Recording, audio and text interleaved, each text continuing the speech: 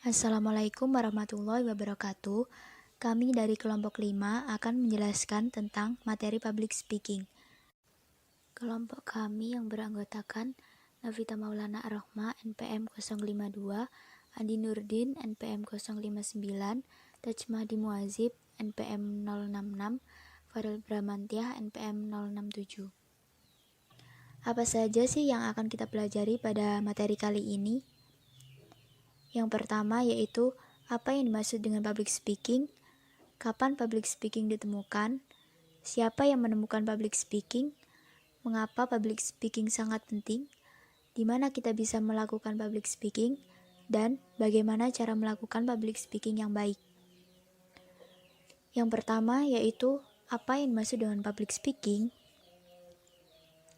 Public speaking adalah bentuk komunikasi lisan tentang sesuatu hal atau topik yang disampaikan banyak orang. Tujuannya untuk mempengaruhi, mengubah opini, mengajar, mendidik, memberikan penjelasan, serta memberikan informasi kepada masyarakat tertentu pada suatu tempat tertentu. Menurut Webster Street New International Dictionary, public speaking adalah the act of process of making speeches in public. Yang kedua, the art of sense of effective oral communication with an audience. Powerful public speaking. Kata-kata yang diucapkan dengan pola tertentu akan menghasilkan dampak tertentu. Begitu besar pengaruh kata-kata yang kita ucapkan, apa yang kita sampaikan dengan pola tertentu memiliki power untuk mempengaruhi, baik pengaruh yang baik atau tidak baik. Kapan public speaking ditemukan? Public speaking dimulai sejak sekitar 2500 tahun yang lalu di Athena kuno pada saat para pemuda diminta untuk memberikan pidato yang efektif sebagai bagian dari tugas mereka sebagai warga negara. Siapakah penemu public speaking? Selama waktu itu, Socrates, Plato, dan Aristoteles mengajarkan murid mereka filsafat dan retorika. Retorika menurut Plato adalah sebuah teknik pembujuk rayuan secara persuasi untuk menghasilkan bujukan dengan melalui karakter pembicara, emosional, atau argumen. Menurut Aristoteles mengidentifikasi unsur-unsur dasar pidato persuasif sebagai berikut. Yang pertama, ethos atau kredibilitas, kepercayaan pembicara. Berkaitan dengan karakter, kelayakan, dan tingkat kepercayaan pada pembicara. Yang kedua, logos atau bisa disebut logika disampaikan dengan valid dan jelas, yang merupakan logika alasan terhadap argumen ide yang disampaikan oleh pembicara. Yang ketiga, pathos atau daya tarik emosional audiens atau kemampuan untuk menghubungkan antara audiens dengan pembicara yang berisi tentang masalah emosi. Mengapa public speaking sangat penting? Pertama, meningkatkan value atau kualitas diri. Dengan menguasai kemampuan public speaking, otomatis dapat meningkatkan value serta kualitas diri kamu. Kamu akan mendapatkan tempat yang spesial di memori orang lain. Terlebih lagi, jika apa yang kamu sampaikan adalah sesuatu yang sangat berbobot, bermakna, serta bernilai bagi banyak orang. Kedua, meningkatkan rasa percaya diri. Seiring dengan trust yang telah terbentuk di mata para audiens kamu, tentunya semakin membuat rasa percaya diri kamu meningkat. Namun demikian, kamu tetap harus mengimbanginya dengan peningkatan kualitas materi yang kamu sampaikan. Ketiga, mendukung kesuksesan karir. Kemampuan public speaking adalah bekal yang sangat berharga untuk mendukung kesuksesan kamu. Karena untuk menciptakan kinerja yang optimal, diperlukan komunikasi dan koordinasi yang baik, terutama ketika bekerja dalam sebuah tim yang besar, dan semua dapat diwujudkan dengan kemampuan public speaking yang mumpuni. Keempat, kemampuan mempengaruhi orang lain. Kemampuan public speaking adalah sarana yang tepat untuk mengaktualisasikan segala bentuk potensi kepada siapapun. Ketika kamu bisa mengolah materi dengan baik dan menarik, mudah bagi orang lain untuk mendukung ide dan pemikiran kamu. Kelima, memiliki nilai diri yang menginspirasi orang lain. Public speaking yang efektif adalah kesempatan untuk bisa menyalurkan energi-energi positif kepada orang lain.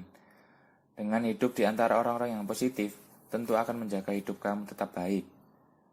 Di mana kita bisa melakukan public speaking? Kegiatan public speaking dapat dilakukan dimanapun, asalkan kegiatan tersebut dilakukan pada tempatnya sehingga tidak mengganggu atau menyinggung orang sekitar. Berikut termasuk pelaku public speaking, yaitu 1. Orator, yaitu ahli pidato. 2. Presenter, yaitu penyaji program, konotasinya berkaitan dengan media massa elektronik.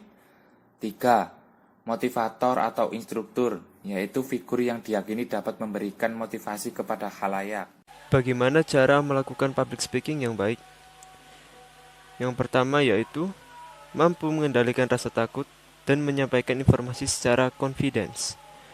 Yang kedua, menyusun topik, materi, dan gagasan secara. Yang ketiga, membuat audiens mengingat dan melakukan perubahan atas gagasan Anda. Setiap orang memiliki kualitas dasar kesuksesan dalam kehidupan, yaitu yang pertama, kemampuan berkomunikasi. Yang kedua, kejujuran atau integritas. Yang ketiga, kemampuan bekerja sama. Yang keempat, kemampuan interpersonal. Yang kelima, beretika. Powerful public speaking melibatkan ilmu komunikasi secara langsung. Berdasarkan penelitian yang dilakukan oleh Dr. Albert Mehrabian, seorang profesor dari UCLA University, menyimpulkan bahwa faktor komunikasi personal adalah 7% dari kata-kata, 30% dari nada suara, dan 50% dari bahasa tubuh. Kata-kata memiliki pengaruh paling kecil pada komunikasi. Namun kata-kata sangat penting dalam public speaking. Beda kata yang dipakai dalam kalimat akan menghasilkan makna yang berbeda. Dan ada juga kata-kata yang harus dihindari, yaitu kata-kata yang melahirkan kesan tidak profesional, tidak ramah, dan tidak kompeten. Dan selanjutnya nada dan intonasi. Intonasi merupakan tekanan-tekanan yang diberikan pada kata, bagian kata, atau dialog. Intonasi ini memberikan penekanan-penekanan pada kata tertentu untuk memberikan efek penajaman makna dan perhatian bagi para audiens. Selain memberikan tekanan, intonasi menambah efek penguatan terhadap informasi dengan mengatur tinggi dan rendah nada. Nada lebih berpengaruh dalam penyampaian pesan dibanding dengan kata, jadi selalu kontrol nada setiap kata-kata Anda. Kenali rasa takut dalam diri Anda. Perasaan takut berbicara di depan umum dapat disebabkan karena rasa tidak percaya diri dengan materi persentase dengan sebaik-baiknya. Jadi ketakutan dapat dikalahkan oleh rasa percaya diri. Cara mengusir rasa takut yaitu ubah fokus Anda. Ubah fokus pada audiens, bukan pada penilaian mereka tentang Anda. Fokus pada pesan yang disampaikan. Fokus pada nilai-nilai terbaik. Fokus bahwa materi yang Anda sampaikan dapat dipahami. Dan yang terakhir, berbicara untuk audiens, bukan untuk Anda. Ubah gaya tubuh, membantu supaya perasaan takut berubah menjadi berani.